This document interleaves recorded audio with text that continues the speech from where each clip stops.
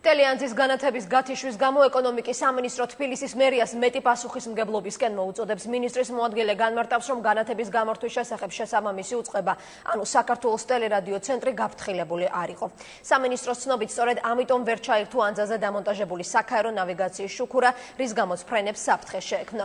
შეგახსენებთ, რომ თბილისის მერის გადაწყვეტილებით ტელეანძის განათება გუშინ საღამოს გამოირთო. რამდენიმე საათში კი ანძა ისევ განათდა. სატელევიზიო ანძის გარე განათება, გარდა იმისა, რომ გამოიყენება ქალაქის იერსახის წარმოჩენისთვის, მას ასევე პირდაპირი კავშირი აქვს საავიაციო უსაფრთხოებასთან. კერძოდ შუქურის გათიშვამ, რომელიც რამდენიმე საათს გაგრძელდა, საფრთხე შეუქმნა უსაფრთხო ფრენებს და ამ პერიოდის განმავლობაში ქართველი ავიამეთვალყურეები უსაფრთხოების დაცვის მაღალ პარამეტრებზე იყვნენ გადასულები. მივმართავთ ქალაქ თბილისის მერიას, რომ მეტი პასუხისმგებლობით მოეკიდონ მათ მიერ მიღებულ ყველა გადაწყვეტილებას, რომლებიც შესაძლოა საფრთხის შემცველი აღმოჩნდეს ჩვენი მოქალაქეების პირად ცხოვრებისა და მათი პირადი ინტერესებისთვის.